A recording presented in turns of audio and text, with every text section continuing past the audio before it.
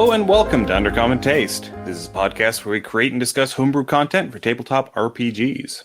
Down by the bay, where the watermelons grow, back to my home. I still dare not go. I'm Ian Woodworth. I'm joined by my co-host James Daly, and today we have a returning guest, a friend of the show, Eco from The Lost Bay, here to talk about his now actually released game, The Lost Bay. Eco, welcome to Undercommon Taste. Thank you. Hello, thanks for having me again on the show. I'm so glad to be here again. Huzzah. Yeah, it's great to have you back. Welcome back. And so, since the last time we talked, The Lost Bay has released as a Kickstarter, and it just absolutely blew through a whole bunch of stretch goals. I was really excited to see how well it was doing, and I want to congratulate you on the success of the project. Yes. Thank you. Thank you. We've been super lucky about that, yeah. So what all, I guess just getting straight back into it, what all stretch goals did the backers manage to unlock so far? Yeah, sure. So there's been like 7 stretch goal unlocked right now, and we're close to the next one. And as the game has been released 8 months ago as a PDF, like a preview early access copy, that helped me, gather a lot of feedback from the community of early players and GMs and designers about what would be the tools they'd love to see as stretch goals. So like the stretch goal list has been very much informed, not 100%, but very much informed by that feedback. They're mostly tools to support players and the community of creators. So there's one category of stretch goals. There's several of them. I'm not going to go too much granular in details, but there's one category which is language support. That means quick starts and or additional adventures in other languages than English. And right now we've unlocked French, Italian, Spanish quick starts, and we were very close to unlock Chinese and German quick starts. Just because there's members of the community speaking those languages and they'd like to support the game and maybe write for the game in their own language. So quick start was a simple way, they're going to be like 8-page, 12-page quick starts. It's an easy way to help supporting people who speak other languages. And there are a few other things I'm super excited about because I wanted so much to work with the creators involved with those stretch goals. There's an alternative character creation procedure by Christian Sorrell from Midcastle Gameware. And it's going to be like a choose your own adventure game, basically. Instead of doing the traditional character creation, picking your class, rolling what you have to roll, you're going to go through a small mini game. It's totally optional. You don't have to do that, but you could do that. Go through Christian's game book procedure and answer a few questions like a game of life, if you will. And at the end of it, you'll discover what class your character has become and who's your character, basically. And the last... a choose your own adventure sort of thing? Absolutely. Yeah, absolutely. Because the thing of the Lost Bay characters is that before becoming the Lost Bay characters, they were sort of normal people, normal by the Lost Bay standards, which is a very weird place. Something happened to them and they got touched by the weird, which is that kind of, a supernatural energy that flows everywhere in the bay. The weird has changed them, has put them in connection with an immortal, and has given them powers. So the choose your own adventure creation procedure would be a small mini game to discover what happened to your character and how they became whoever they became. And so, I'm super excited about that. And the last stretch goal the latest stretch goal we've unlocked, it's the online suburb generator, which is by Jacob Marks, which is a fancy name for a point crawl online generator. Jacob has worked on the Varn Atlas, which is a setting generator, map generator, an online map generator for Vaults of Varn. And it's just gorgeous, brilliant, and it's got a really nice retro 8-bit look. And I really wanted to work with Jacob, and we'll be building something where you just push a button and it generates you a pond crawls, locations, NPCs. All you need to run a game either online or downloading, or you'll have the option to download the data if you don't want to, play online and you'll play IRL. So those are the stretch goals we've unlocked right now. Awesome. Now, I do think we did get one step ahead of ourselves here real quick, and I do want to come back. And for those that may have unfortunately missed our previous interview here with Eco, first off, shame on you. Second of all, go back and listen to it. But before you do that, what is the Lost Bay? Of course. So The Lost Bay is a tabletop RPG set in 1990X, alternate 1990X. The tagline is a suburban gothic RPG. It's a game where you play like young characters in their 20s who have been touched by the weird and have gained extraordinary powers. And The Lost Bay is also the name of the implied setting that is kind of spread throughout all the tables, the NPCs, the locations of the book and the adventures. And it's a place where like the mundane and the supernatural mix. Like on a random day, you'll be able, to witness the resurrection of a living saint in a skate park, or help a punk monk do a blood cleansing ritual. It's a place where, malls and arcade games are as familiar as curses and immortals. And of course, bad, nasty, wicked beasts and beings. So, yeah, you're young, you're powerful, you roam the Lost Bay. Wicked things and horrible things are trying to come back and reclaim the world, basically the world, your own world, and you're fighting your way in this environment. I love it. Sounds so much fun. And I love the 90s theme, and especially with stuff like X-Men 97 coming out, like having this going and then like sitting down and watching like X-Men 97 on Saturday morning just sounds like I'm reliving my childhood again. So it's a lot of fun. I love that retro feel. And I love the fact that because the first time I got to play test The Lost Bay, the age group was shifted a little bit younger than where you've settled on. And I like that you've settled on that young adult sort of area, because that is the area where I think a lot of us will remember how much we thought we knew at that point, and how we all felt 10 foot tall and bulletproof whenever we really weren't. And it just encapsulates the reason why you would actually go and confront these things as someone of that age. Yeah, absolutely. Yeah, exactly. I noticed like that playing with younger characters sometimes, kind of created, was a bit more complicated, it's a dark world. Characters are taking a lot of risks and they're a bit weird themselves. And it was more, I don't know how that happened. It shifted. I think that when we played several playtests, several players asked if they could play older characters, like 18 years old, 19, 20. So it the game slowly, the age of the characters slowly shifted from 14, 15 to in their early 20s. Yeah. No, and I love that as a creator, you're listening to community feedback and you're making adjustments. And even with your stretch goals, that right there is like the pinnacle of game craftsmanship, is listen to what your players are wanting and keeping your original thoughts for the games, but adapting it and changing it just a little bit to say what the players are clamoring for, because they are, the base of the game. And so very well done with that. Very well done being reactive. Thanks. Yeah, can I comment on that? Yeah, please. Yeah, so the game comes from a very personal place, and so I've been developing it for a super long time. But I've learned from more experienced creators, in the indie scene.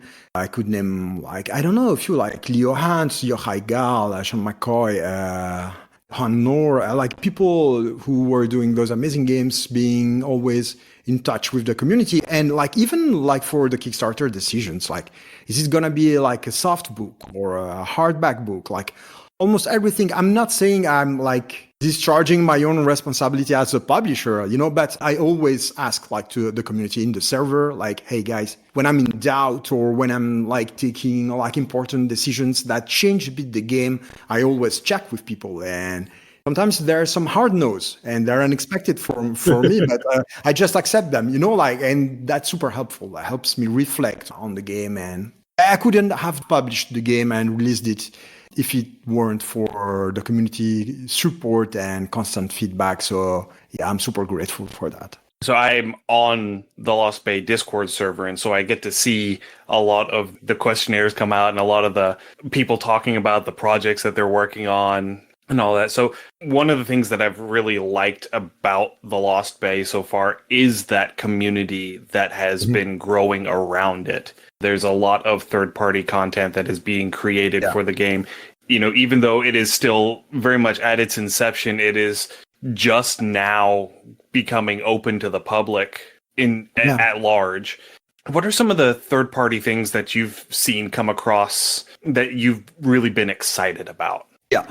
So it's been really like super exciting to see, like designers taking the Lost Bay because it's an implied setting. Like the game has a very strong, I think so, at least a very strong vibe, a very strong mood, but flavor, but it's very open. So, and that was a design goal. And it's been really exciting to see like designers kind of making the Lost Bay their own and reinterpreting it in their own way. And by the way, like in the Kickstarter, there's a lot of, guest designers involved with several things.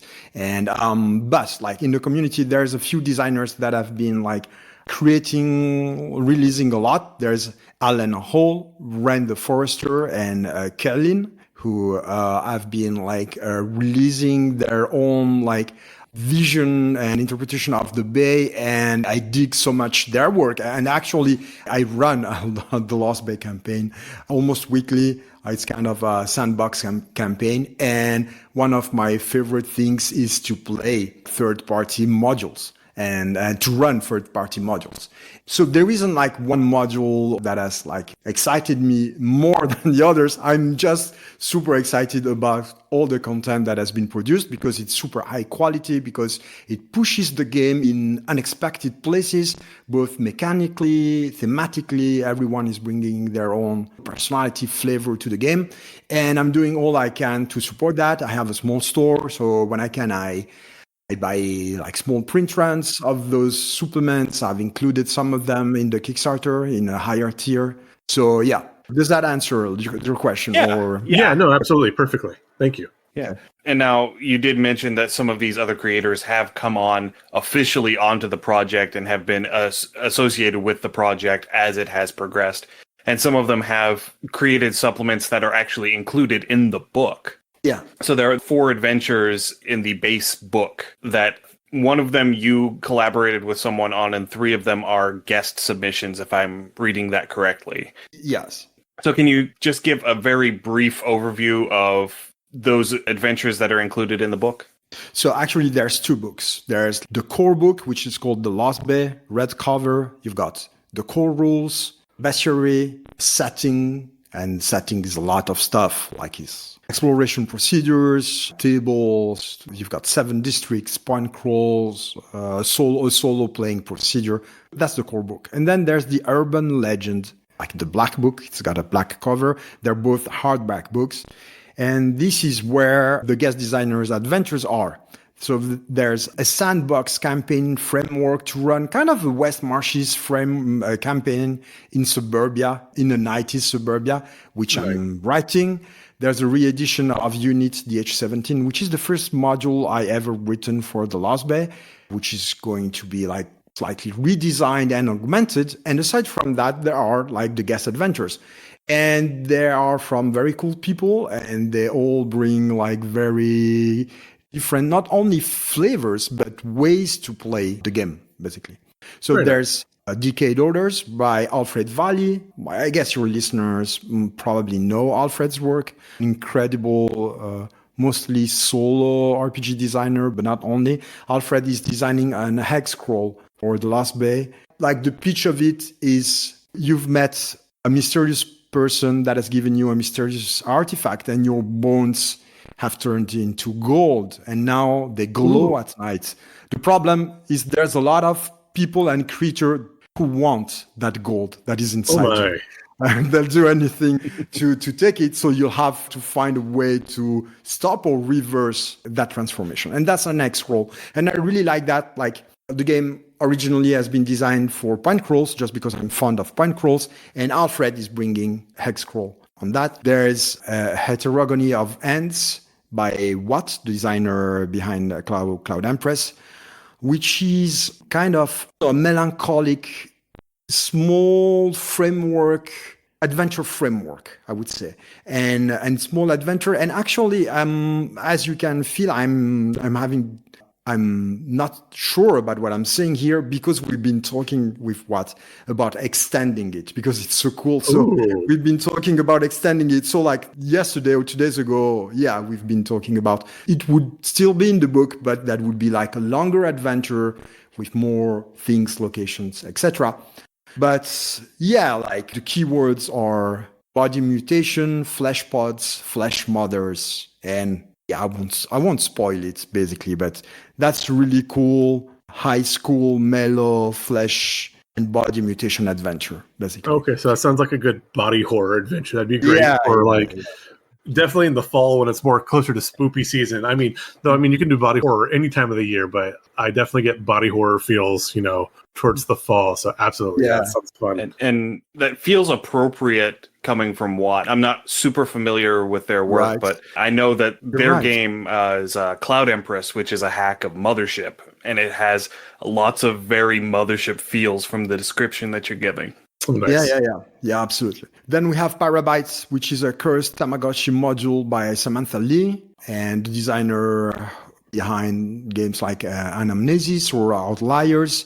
And Pyrabytes is written as a Tamagotchi user manual, basically. So like an in-game manual. It's super detailed. It's got tables, so it's not an electronic Tamagotchi. So you've got tables to randomize how the Tamagotchi is going to behave. But it's a cursed Tamagotchi. So if you own and grow that Tamagotchi like Pyrabytes, weird things will happen to it and maybe to you as well.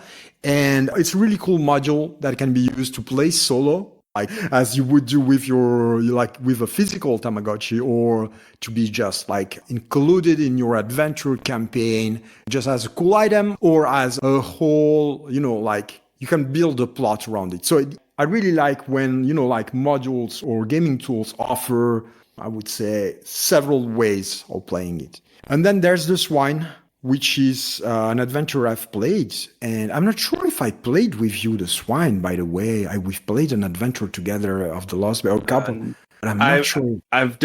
We got about halfway through DH17. Oh, okay. I was in a DH17 game, and then one early on with the Abandoned Arcade. That was the first one I did. Okay. So we didn't play the Swine. So that's one of the earliest adventure I've written.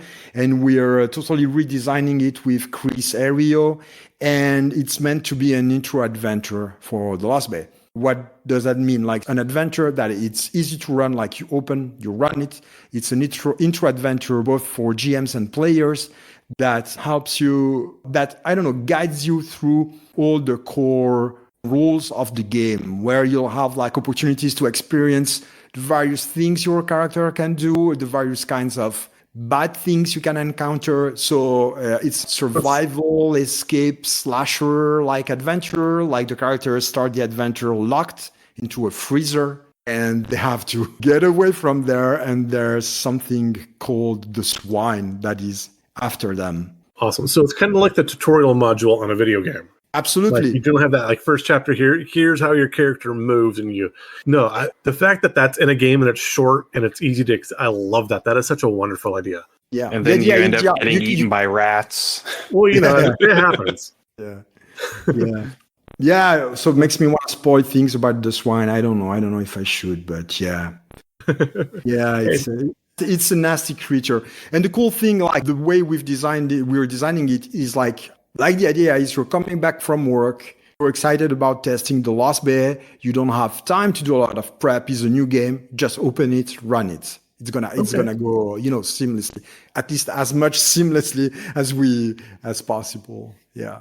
That's the design goal. I love with Pyrabyte you guys went with the Tamagotchi, because that is like quintessential 90s. When you start talking like cursed Tamagotchi, I think of like that first generation of the Furbies, where they were creepy and they'd randomly like turn on and start talking by themselves and try to move. And I love that, because that just like, I remember those things squicked out so many people, and I'm like, I want to play that game and just have a Furby on the table just to freak everyone out. I love it. Yeah, because the whole concept of a cursed Tamagotchis were just a little bit too early to really get that sort of cult, like Reddit thread, creepypasta going. Yes. Yeah. If they had been released like 3 or 4 years later, I can absolutely see this as being something that would have been whole threads on like Tumblr talking about, these cursed Tamagotchis and all these urban legend stories. Yeah, I love that whole concept. My Tamagotchi won't be happy. It's sick unless I punch someone on the subway type thing. Yeah, so like the Tamagotchi made me do it. Yeah, exactly. Yeah, you're right. There would be like a subreddit. Like, oh yeah, absolutely. Yeah. And I think that's the one that I am the most excited for. We've had Sam over on our show once before. I love her work. It's great. So I'm really excited to get my hands on that one. So you've been talking about working on various things, working on various projects with regards to, user feedback and whatnot for The Lost Bay. What sort of other supplemental stuff have you been working on that's not necessarily just straight up written content? Well, so like 2 things I've been working on. So one is like the third-party workshop that is already here, which is basically me doing whatever I can to help third-party designers. Right now, there's a creator toolkit where basically I retro-engineer Unit DH17 as an example adventure and explain how the rules work, and just way to help people write for The Lost Bay. It's not telling you how you should write. You can do whatever you want, but so I'm trying to put out material like that to help people play or write for The Lost Bay. There's another stretch goal that I haven't mentioned, and which I'm really excited about, and that's really new for me. It's like the accessibility like stretch goal, which is done in collaboration with Will. And so basically, Will is going to help us build accessible digital files of the game, EPUB, accessible PDFs, but also a toolkit. While we will be doing that, produce a toolkit, a set of guidelines and a toolkit to help indie designers who want to release accessible material and who don't know how to do, like me, basically, and to help them. So we build the toolkit for our own internal use. And once it's there, it's going to be released for free for anybody who'd like to produce more accessible games. The other things I'm writing are text. There's a lot of text already for The Lost Bay. Actually, I've got lots of things, either fully written, partly written, and I'm trying not to think about those because I've got to finish those books and to read them. But I've got a couple of other books ready that explore both, like a specific part of the setting, one of the districts, and a specific theme of the setting, bringing additional gaming roles to play in different ways. And without spoiling too much, there's one very much focused on like the immortals that are in The Lost Bay, and one that is very much focused on, I would say, magic and powers, basically. So yeah, I'm preparing those modules, and yeah. No, I'm really excited to hear that. And something like The Lost Bay, where it's kind of that urban gothic horror setting, especially since you went back and made it retro and set it in the 90s, it really is just such an inspiration-rich environment. So, I mean, I am very excited to see these different modules come up. And if our listeners get it, like you said, this community is huge, and they're coming up with stuff on their own just because there is so much opportunity, because it's not like it doesn't have to be the same thing, but everybody has their own memories of the 90s and the stuff that was going on and the things that like squicked them out. And like I said, that was like just that early, you really did hit that liminal space between like analog and internet and that weird meshing period. There's just so much you can play with. And yeah, it's very exciting for stories. Yeah.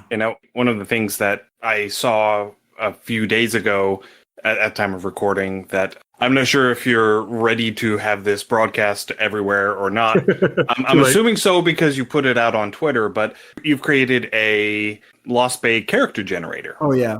Yeah, sure. We can talk about that. Yeah. Okay, great. So Yeah. so that was something that I went and looked at and played with for a little bit and, generated a couple of characters, and it's really neat because it's more focused on the story aspect of the character than, just like here are your stats. And Yeah. I think that's a Lost Bay thing in general, that it's more based on the Absolutely. story than the stats.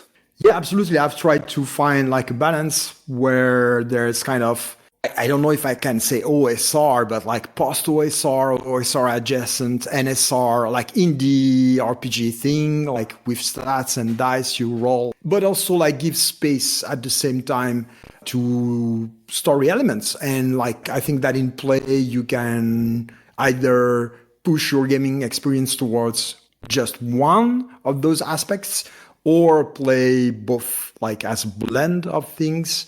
And character creation is intended as the main and first way for players to discover the setting. Like the idea is like once you've created your character, which is, and by the way, like character creation is pretty fast. It takes 5-10 minutes. If you pick a class, roll a few dice, or pick a few things from a few tables, and you're done. But the idea is once you've created your character, you know what the game and the setting is about. Like you have all the core elements. You've been through the rules somehow, you've been through like all the important notions like the weird, the powers, the immortals, and they're not described in depth, but they're there during character creation.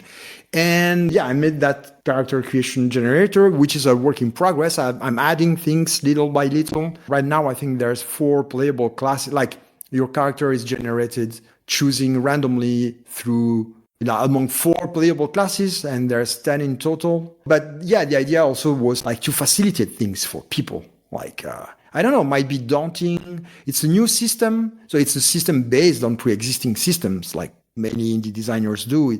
It's mainly based on the Lumen framework by Gila RPGs and Cairn by Heigal on the Scar part of Cairn mostly. But yeah, it might be a little bit daunting to try a new system. So hey, here's the character generation. You just press a button and you've got everything.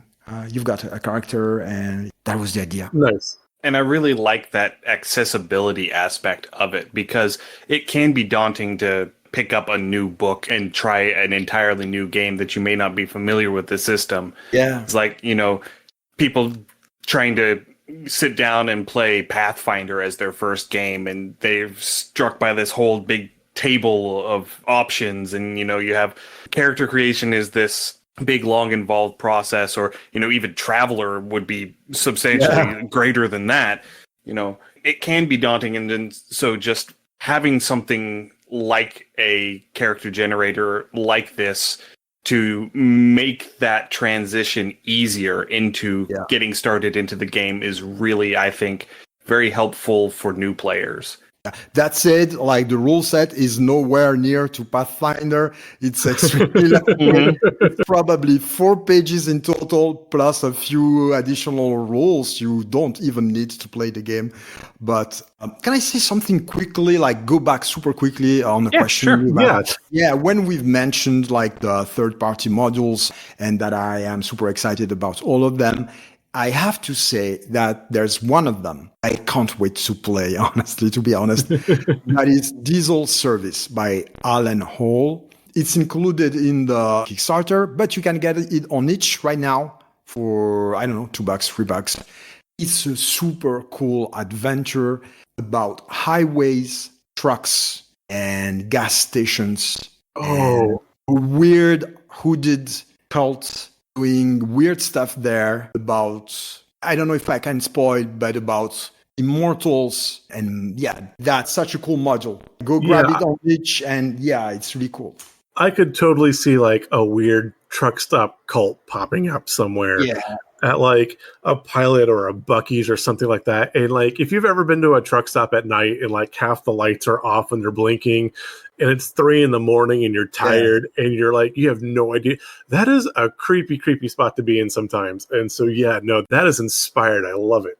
And by the way, this is born out of the server, and I didn't like participate to it, but I've saw it. There's been like a conversation on one of the server channels about that. That would be cool to have trucks and a cult and stuff happening on the highway. And Alan just did it. Like they wrote it and here it is.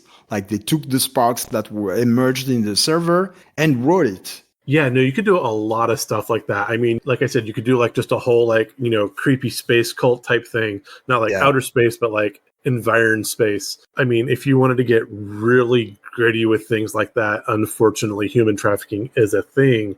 Also, and if you were in a truck stop like that, you've got those large trucks and it wouldn't be difficult to, have a character thrown into a truck and driven off somewhere. And I mean, I could see that being a very gritty thing. That would definitely be something you'd want to discuss in a session 0. But if your party was in for that kind of grimy, dark horror, it would fit right in with that. So no, absolutely terrifying. I love it. Yeah. And, referring back a little bit to the description that you gave of how you start the swine, locked up in a freezer, it's just as easy to start a game like that locked up in the back of a semi-trailer. You've been snagged and chucked into the back of this trailer, and you wake up in the trailer with 3 other people, and you have to figure out how to get out and how to get away and how to get back to civilization. Yeah, exactly. Great. That's just a solid idea for a very scary story. We keep coming back to talking about the server and the Lost Bay Discord and all of that. So where can people go if they want to join the Lost Bay community? Where can they go to interact with these creators and get more involved in, the roots of the Lost Bay? Sure. So I try to put, because Discord links are a bit complicated, and I'm just realizing right now I should do a redirect URL, like a simpler URL. But like anywhere where there's Lost Bay stuff, I put the link to the Discord server. Probably the easier way to find it is to go at thelostbaystudio.com, which is my main website store. And in the menu, there's Discord. Just hit it and you'll be taken to the Discord server. I should mention that it's not only a server dedicated to the Lost Bay RPG. Actually, like there's a lot of people, mostly designers, but not only players, GMs who talk about RPGs and their designing experiences, share tips. So it's not 100% the Lost Bay. So there's room for a lot of other game systems, and it's a nice community. It's not too big. It's a nice community of people who support themselves. And there's a part dedicated to the Lost Bay where like players, designers meet, share ideas, ask questions about the rules, and we meet there to play our games, our campaign. I'm running a campaign, but there's another person who has been running a play-by-post campaign on the server as well, a Lost Bay game. So yeah, there's a Lost Bay game space there. We're waiting for you. Come along, and it's a cool place. Awesome. And I'll try and make sure to get a link to all of that in the show notes so that people don't have to go hunting for it. Yeah, thank you. That does help.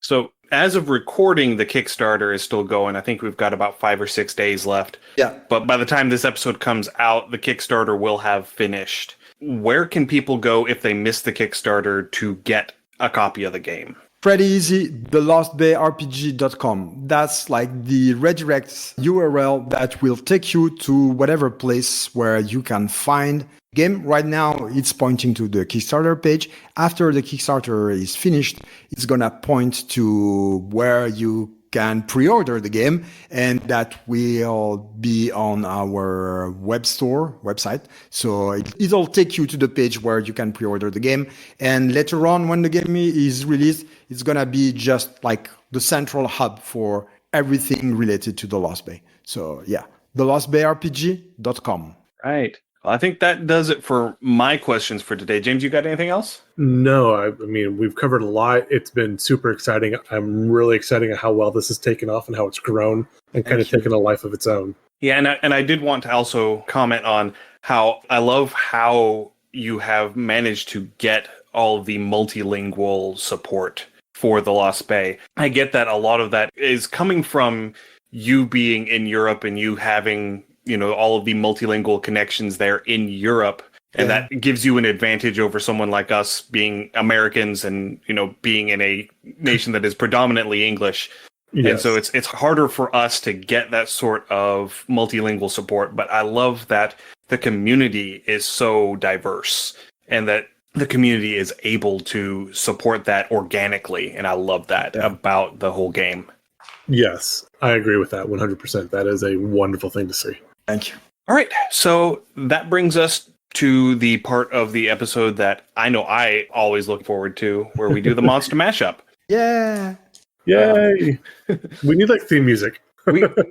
We do, but we don't have a budget for theme music. So This is true.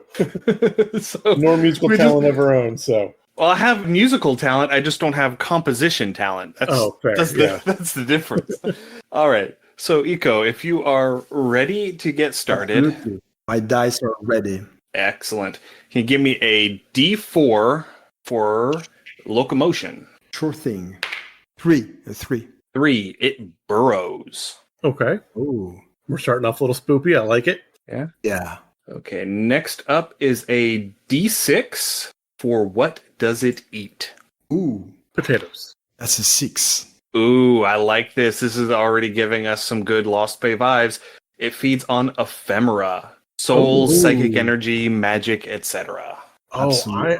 I am seeing something right now that is going to like burrow. I mean, it would be easy to say it burrows near like graveyards or something, but what if it burrowed and like the ephemera is like abandoned buildings, like strip malls or like an old Blockbuster or something like that? Oh, that's cool. Or what if it's an earworm, like that catchy song Yes. that just sort of burrows into your head and just gets stuck there? Oh, Like a virus, you know. Yeah, Okay. Gets kind in of. your head Okay. and then gets to somebody's Okay. else head. I don't know. Yeah, that just brings me back to a story that my dad has told me. He was in the army and he was stationed in Germany and on guard post duty the night that Warren Zevon's Werewolves in London came out. And because he was sitting in the guard post, he wasn't allowed to have a radio because you have to be able to hear everything around you. And so he gets off duty at like 2 a.m. and he just goes back to the barracks and crashes. And he wakes up the next morning and everyone is walking around going, "Aroo" at each other. And he has no idea what's going on. That would be so. Imagine like a zombie strain, and like you sing the song that was the earworm of the zombie that bit you, and so you have like whole strains. Like you have Vampire the Masquerade, where you have like clans. You have clans of zombies that are stuck on certain earworm songs. Oh, that would be great. I think we're getting a little ahead of ourselves Yes, but Yeah. because we still have a whole bunch of stuff to roll on. yeah. So let's get back into it. Give me another D6 roll, please, for size. Oh yeah. 1. Oh, this is working great. It's tiny. Okay. Oh yeah. Okay. See, I've been trying to be really good, and I've been trying really, really, really hard to avoid the bot fly. But I mean, yeah, that too. Next up is a D8 for social organization.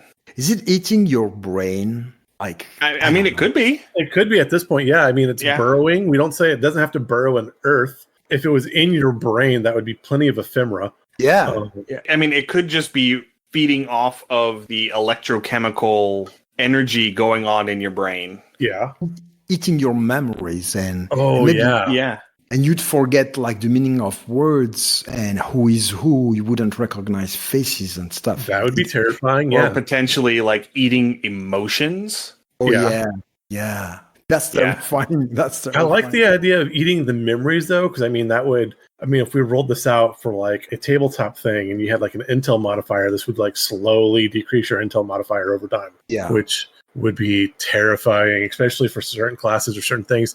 Now, pulling this into Lost Bay, again, maybe as this goes through, maybe this degrades your weird, and maybe it feeds off your weird. Yeah, that would feed off your weird. Absolutely. You would lose your weird. Totally. Yeah. Which, guess. I mean, So might not, maybe Well- someone thought it could be a cure for the weird if the weird was like, talked about where your bones were gold. So it's like making you normal again. But then how much is too much, or does it spread? Not everybody wants to lose their weird. So, yeah, I mean, you could do a lot with that. Yeah, I like that. Sorry, you asked for what, a D8, right? A D8, yes. Yeah. I'm curious about what's going to come up next. So it's a 6. A 6. A gang, 11 to 25 individuals. Ooh. Yeah, again, this is feeling almost like malaria. where it'll sit there and it'll burrow into the cells and it'll reproduce, and then it bursts out of the cells and it floods the body. And at that point, that's probably when it starts feeding. So I can go through and reburrow and go what they call an eclipse phase before it goes and bursts out again. We are definitely building, sounds like something biological at this point. Yeah, and I liked that suggestion that you had earlier of kind of like the vampire clans in Vampire the Masquerade and World of Darkness, because then you end up having where the individuals who end up getting infected with this one particular strain all congregate. Oh, yeah. And so you end up having these gangs of individuals that are all afflicted by the same strain. Oh, nice. And so they start roaming and looking for victims or, other hosts, I guess is how it would be put in this particular sort of situation. I could see that too. Or if you want to reference old Final Fantasy VII, I know they've done the remake. I don't know how far they've gotten at this point. But you have the point of the gathering, where all of the various Sephiroth clones start trying to pull back together. It would be something along those lines too, where there's just there's a pull or a draw. And I could see that being another module is you're infected with this strain and you're just drawn to a location or a direction and you have no idea why, but you are just drawn and you can't ignore it. That's so cool. Yeah, and if we wanted to play off of that sort of earworm vibe, it could be one of those things where you just hear this song and you just hear it in your head. And whenever you get closer to the place where you're being drawn to, the song gets louder. And as more individuals come together, you start hearing different parts of the song. Like it's been broken up into different pieces and they start layering together. And once they're all together, then you hear the whole song. And that's when this sort of metamorphosis happens. That's insidious because that's the worst part of an earworm is we can all remember one part of the bridge or the hook and you're what was the rest of it? And you keep trying to, that is evil, Ian. I love it, but it's evil. Yeah, exactly. Yeah. And then but it's a physical bug, right? So when you transform, you look for other hosts and you do something pretty simple and nasty. You try to give them the bug. And I'm just picturing disgusting ways to do that. You've got lots of that tiny bug in you. It's infested you. It's eaten all your emotions. And I don't know. I think you just an infected character, a fully ripened character. Yeah. Would just puke on somebody else or something. Yeah. The bugs would spread. I don't know. That's disgusting. And the earworm thing is totally terrifying. All right, let's move on to the next one. Next is going to be a D10 for native environment. Yes. Oh, interesting. So that's a 5. A 5. All right, can you give me a D6 roll on top of that? Absolutely. That's a 6. A 6. Tropical forest. Ooh. Again, this would be where this creature or critter is native from. And again, if you're talking, the spread of sickness or disease or microbes or things like that, that kind of hot, dense area is a prime breeding ground for those kinds of critters and organisms. So that makes sense. And it gives sort of an indication of where these things are going to start congregating. Oh my God, it's cabana music. Like the jungle or tropical with the steel drums and stuff like that. Yeah, that's how it started. Okay. Yeah. But yeah, I'm thinking community pools or tanning salons or things like that. Just trying to remember back the sort of things that I remember seeing as a kid. So, what if this was kind of like a eco-terrorism thing against, maybe it was a rich resort community and someone threw this out, not knowing fully what it would do to trying to drive out and give the resort spot a bad name or a bad rep. So they release this bug that they think is going to just make everybody sick, and it shifts on them and turns into this earworm thing. And so it starts from there. And it would be a jungle, something like the Yucatan or Cancun or something like that, where it's just kind of jungle adjacent, but they've made it really pretty and dressed up, and they're trying to get people out of the area. Or in a gated, super rich community. Yeah. Or even a cruise hub point, like a cruise port. Ooh, oh yeah. Or cruise boats. Everything is happening on a cruise boat, basically. Yeah. Oh, That's a cruise boat adventure module. You'll knock on the cruise boat. Yeah. There's so many people there. It's a huge boat. There's like 5,000 people, so potentially 5,000 infected. Nowhere to go. It's a dungeon basically with no way out because like you're just in the middle of the ocean. And yeah, I like it. Yeah, I like that. That's great. and there's the music right on the cruise boat. Right? Oh, yeah. Exactly. Yes. There's probably music everywhere. I haven't been on a cruise boat, but I guess that like 80% of the boat has probably, like music. There's lots of music. Yeah. Yeah. So They're all wanting to go and do the limbo. Everybody. Everybody. Okay. Next up is a D12 for method of defense. yeah, that's a 9. A 9. It has a spear limb. That makes sense too. Again, if we're talking something small or near microscopic, I mean, that's how it's going to penetrate into tissue and cells. So yeah. It's in the cocktails. It's in the cruise boat cocktails. It looks like one of the little... It's the umbrella. It's the umbrella. Let's go. Poof. Anyway, next is another D12 for creature type. Okay. For D&D purposes. That's a 12. A 12? It is undead. Ooh. Again, this kind of fits with the direction we're going on things. I'm really liking it. Yeah, and because, it takes on that sort of zombification aspect to it. Right. And so, yeah, I like that is where it ends up going. Oh, Okay. well, we talked about it could possibly eating memories. Maybe like the captain and the navigator were among the first to be infected. And so like they are there and they have lost their memory of like where their charts and where they're going or even what the hell they're doing. And so the boat is like stranded in a drift just because like it starts off with this era when people are doing stuff. And then eventually everybody forgets and they're like, I'm on a boat in the ocean, but where the hell am I? Yeah. It's like, people forget, so they don't notice that they're stranded. Probably they just keep partying or something, and you're there, and you, like as a player, and what the fuck is going on? Can I curse? I didn't ask.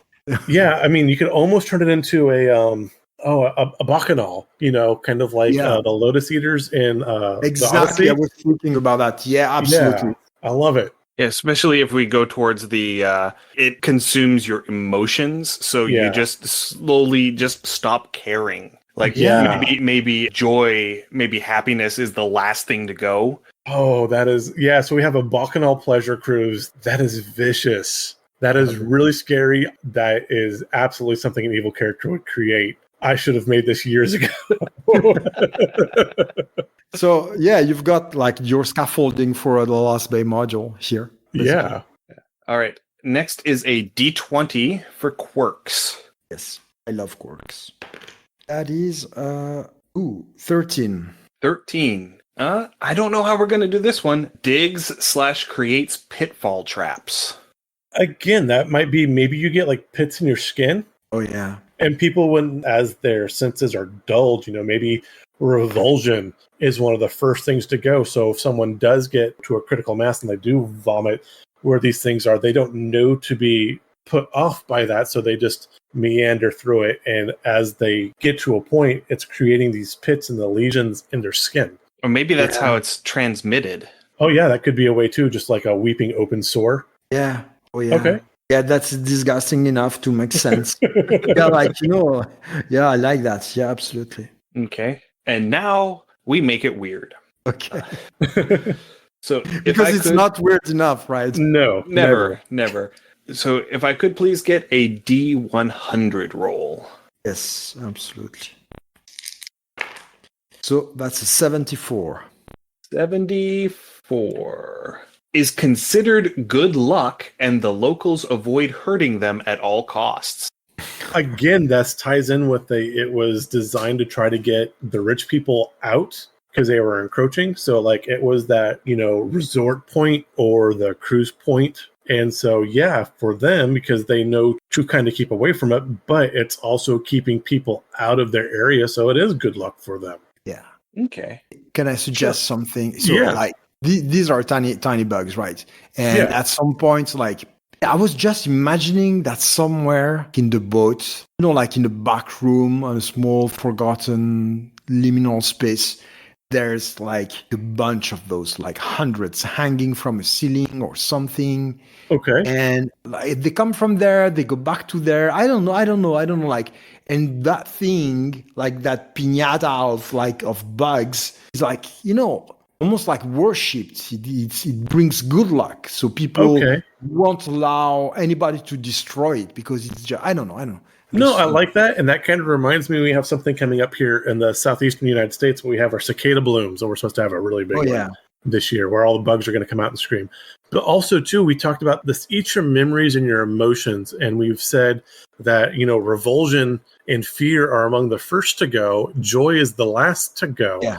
So what if this was like something someone tried to make for like a trauma ward type thing as well? And so, it is good luck because you feel great when you're around this thing and you're not scared. You don't feel bad. You don't have any of your bad, like PTSD memories or anything like that because these things have eaten them away. And maybe that's kind of how these things started before they were adjusted or shifted to what they've become now.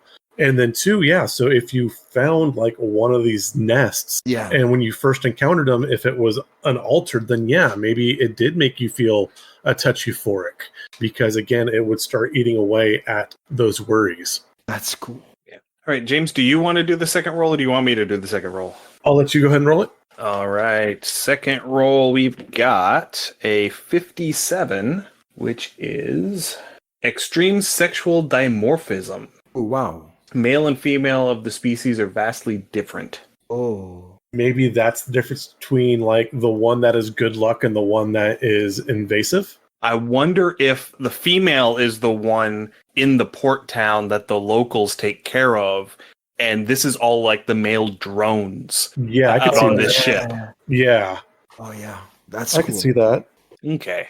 Yeah, because then, going off of that sort of insect sort of vibe, the female is typically much larger than the males because it's creating and laying all of the eggs and so That's cool. Yeah, I could totally feel that. All right, so just to recap on what we've got. It burrows, it feeds on ephemera, it is tiny, it exists in a gang social organization of 11 to 25 individuals, it is native to tropical forests. It has a spear limb for defense.